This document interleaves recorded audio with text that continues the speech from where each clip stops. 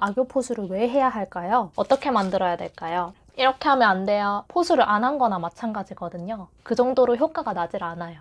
안녕하세요, 화윤입니다. 한지의 그림을 그리려면 거쳐야 하는 관문이 있는데요. 바로 악교 포수. 이 영상을 통해서 악교 포수하는 방법을 알려드리려고 합니다. 악교 포수를 많은 분들이 어려워하시는데요. 처음에는 생소하고 헷갈릴 수 있는데요. 절대 어렵지 않습니다. 제가 차근차근 알려드릴 테니까요. 영상을 잘 따라와 주세요. 악교 포수란 서양화에 비유하면 젯소를 칠하는 것과 비슷하고요. 더 쉽게 비유하자면 만약 계란 후라이를 먹고 싶어요. 그러면 먼저 후라이팬에 기름을 둘러야겠죠. 그런데 후라이팬은 있고 식용유는 없다면 어떻게 될까요? 계란이 눌러붙어서 제대로 요리가 되지 않겠죠? 그처럼 한지의 그림을 그리려면 악교포수라는 작업을 해야 합니다. 쉽게 말해서 밑작업이라고 생각하시면 돼요. 그럼 밑작업이라고 하는 악교포수를 왜 해야 할까요? 한지는 원래 먹이나 물감이 닿으면 번지는 특징이 있는데 한지에 번지지 않게끔 해주는 작업을 악교포수라고 합니다. 악교포수를 하는 이유는 물감이 번지지 않게끔 하는 것뿐만 아니라 발색을 좋게 한다거나 안료가 잘 안착되게 한다거나 하는 다른 이점도 있어요. 악교포수를 하는 이유에 대해서 이해가 가셨다면 이제는 악교포수가 무엇인지 알려드릴게요. 한지나 바탕재에다가 교반수를 바르는 것을 말하는데요. 그럼 교반수란 무엇일까요? 교반수는 악교와 명반과 물을 함께 섞은 것을 말해요. 악교는 동물의 가죽이나 뼈에 있는 젤라틴 성분을 추출해서 가공한 것인데요. 이렇게 막대 모양으로도 있고 가루 형태로도 있는데요. 보통 소가죽으로 많이 만들어요. 그리고 명반은 약국에서 파는 것도 있는데 이거는 그림용으로 제작된 명반이에요. 이것을 함께 물과 섞은 것을 교반수라고 합니다. 그러면은 어떻게 만들어야 될까요? 교반수 비율은 악교가 물의 3%, 악교의 10%로 맞추면 됩니다. 만일 교반수를 100ml 만들 예정이라면 악교가 3g, 명반은 0.3g을 넣어주셔야 돼요. 비율을 계산하기 어려우신 분들은 네이버 검색창에 비율 계산기를 검색하시면 쉽게 계산하실 수가 있어요. 저는 교반수 60ml를 만들려고 하는데요. 교반수 60ml에 필요한 것은 물 60ml, 악교 1.8g, 명반 0.18g입니다. 디커를 쓰셔도 좋고요. 저는 평소에 쓰던 스포이드 병에 밀리리터 단위가 표기되어 있어서 이걸 사용했어요. 저울 뚜껑을 뽀개서 악교 하나를 재니까 11.6g이네요.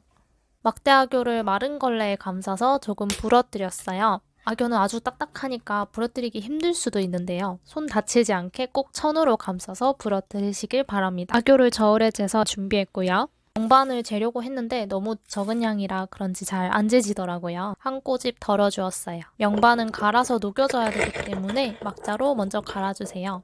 갈아준 명반은 60ml의 물에서 조금 빼와서 물에 담궈주세요. 그리고 악교도 물에 넣어서 약 하루 정도 불려주세요. 악교가 물에 뻬 모습은 이렇습니다. 딱딱한 악교가 젤리처럼 흐물흐물해졌죠? 이제 중탕을 해야 하는데요. 절대 직접 끓이지 말고 뜨거운 물로 중탕하셔야 됩니다. 끓이면 악교의 단백질 성분이 파괴되기 때문이에요. 그 성분이 파괴된다면 악교의 제 역할을 하지 못하니 절대 끓이지 말아주세요. 몇 분 정도 지나면 서서히 녹아드는데요.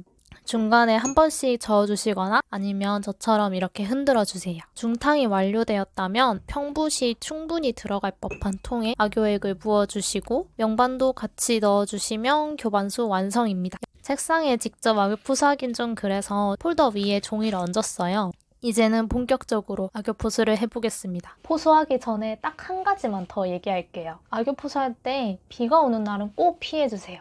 악교는 습기에 취약하기 때문에 비가 오는 날에 악교 포수를 한다면 포수를 안 한 거나 마찬가지거든요. 그 정도로 효과가 나질 않아요. 그러니 맑은 날에 하는 것이 가장 좋고 가장 피해야 할 날은 비가 오는 날입니다. 참고해주세요. 평붓에 교반수를 적시고 물방울이 떨어지지 않을 만큼 양을 덜어주세요. 그리고 일정한 방향으로 천천히 발라주시면 됩니다. 일정한 방향으로 하는 이유는 고르게 발려져야 하기 때문인데요.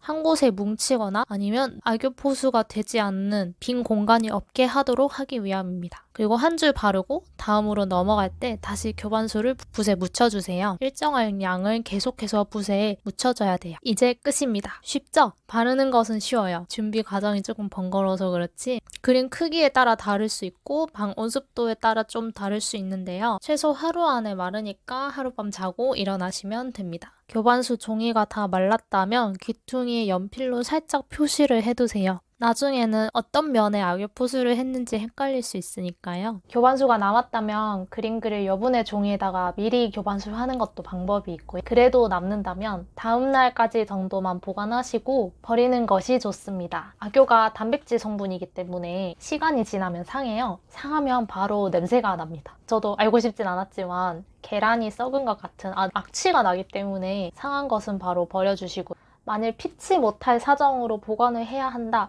그렇다면 냉장고나 서늘한 곳에 보관을 해주세요. 그런데 보관을 한다고 해도 성질이 조금씩 떨어지니까요. 최대한 그날 쓸 만큼만 만드시고 빠른 시일 내에 버리시길 바랍니다. 악유포수에 대해서 다시 정리를 하자면, 악유포수하는 목적은 먹이나 물감이 번지지 않게 하기 위해서다. 비율은 악유는 물의 3%, 명반은 악유의 10%. 이렇게 하면 안 돼요. 첫 번째, 비 오는 날 악유 포수하기. 두 번째, 악유액을 중탕하지 않고 끓이기. 자매품으로 뜨거운 물 직접 붓기. 세 번째, 일정한 방향이 아니라 아무렇게나 칠하기. 네 번째, 상한 교반수 사용하기. 그리고 사람마다 악유 포수하는 방법이 조금씩 다를 수 있어요. 그것은 같은 요리라고 해도 요리사마다 조금씩 요리하는 방법이 다른 것처럼 그림 작업하는 방식도 그런 식으로 이해해 주시면 좋을 것 같습니다. 더 궁금한 점들이 있다면 댓글로 남겨주세요. 이 영상이 여러분께 도움이 되었다면 구독과 좋아요 부탁드립니다. 감사합니다. 안녕.